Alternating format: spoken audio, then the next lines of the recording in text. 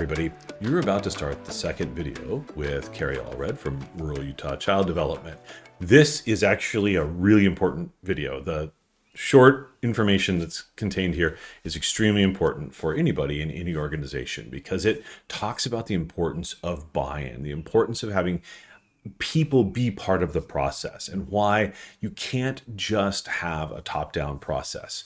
No matter how motivated people at the top of an organization are, everybody needs to be brought in. So for a lot of folks in line staff, one of the things you're going to see in this video is the perspective of somebody who's an executive director who really wants to use data, who encountered a real concrete, genuine experience of why it is that people at all levels need to be involved in the process from start to finish. And also how you, as a member of line staff, can contribute to these larger discussions, and how, when empowered to be part of the discussion, you can have a big impact on how your program uses data.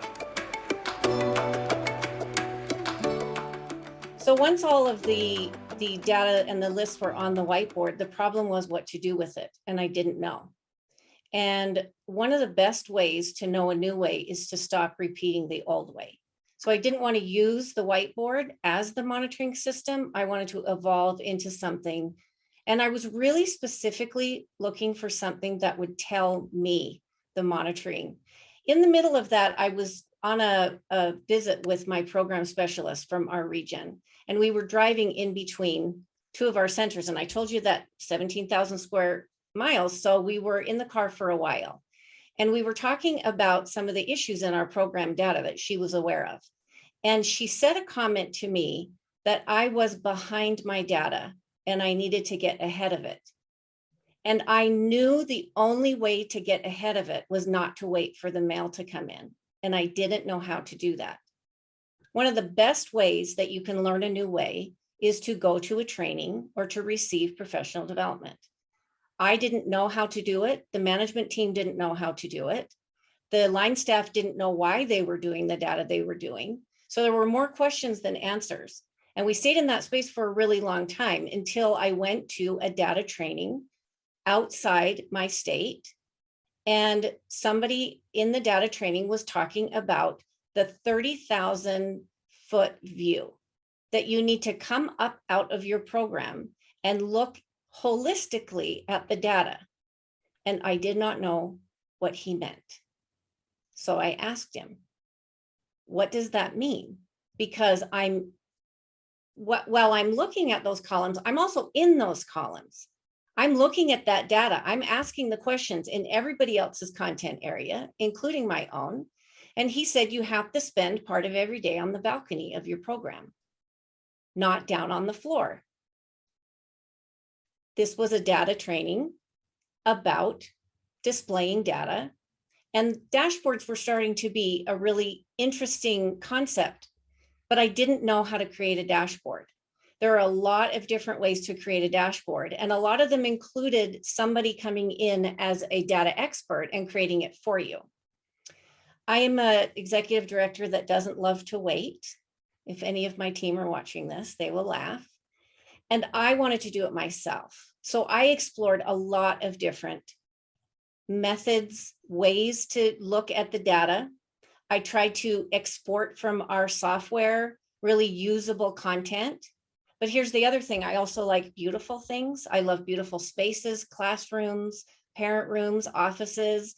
And so I also wanted the data to be beautiful, and I wanted it to be branded for our UCD. I wanted it to belong to us and to have it be in-house. And I came across a software company that had billboards in my state that were esoteric. They didn't say what they did. I didn't know they were a dashboard company. But when I Googled dashboard data, the company name came up. And the beautiful thing about it was when I was exploring whether I was going to go with this software, they said you get 60 hours of onboarding, and we can either build all your dashboards for you, or we can teach you how to do it. So I took the second option, and I got 60 hours of intensive training. And I am not a data person. I am not a statistician. You can look at my university transcripts, and you will know that statistics was not my strong point. But I was able to take the data that we were already collecting in reports and in Google Sheets, and I was able to put it in a dashboard that not only was informative and beautiful, but enlightening. And I started to see the lines that were going in between the walls on the data wall and the columns blending together on that whiteboard. And I started to see them come out almost in a third dimension, because the dashboard was telling me something, not only that I needed to know, but what I didn't know. And I started to see the gaps in what we were collecting, how we were reporting, and how our staff were understanding the why behind the data that they were doing each and every day. So when I decided on the dashboard company that I wanted, I went forward with the implementation process by myself.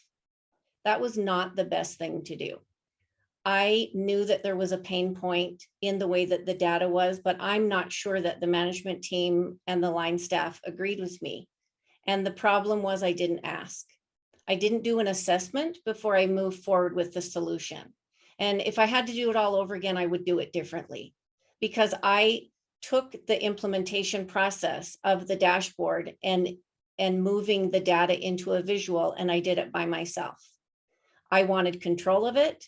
I wanted it to look a certain way. I wanted it to say what I wanted it to say. I wanted to choose the colors and the fonts and the graphs. And in that control, I lost the cohesion. And had I had it to do all over again, I would have waited until the management team had the same question before I moved ahead with the solution. So part of the way that we create this dashboard is you create a card, and it links with data that you already have in a Google Sheet or in your software. It can link with API access. And then you are able to go in and be the architect of that card. You can choose the display, the colors, the language, the font, and you can make it personal to what it is that you're trying to answer, the question that you want answered. Once I took that 60 hours of training, I started to train the management team. And in that training, it was really interesting that when they would see a card, when it was finished, it was a very different experience than when they saw a card that they created, because creativity created curiosity. And once they learned how to create one card, and once they answered one question, then it led down the road of a lot of other questions, more specific questions we hadn't asked before. And so when they were the architect of their data, what happened was they became the owner of their content area and the data that went with it. And I was not looking into that content area as much as being the consumer of the data that they were creating, so that I was looking at the outcome instead of the process. And that is my role as an executive director, is to just look at the outcome. And the ability to create their own data created the ability to report up in their content area.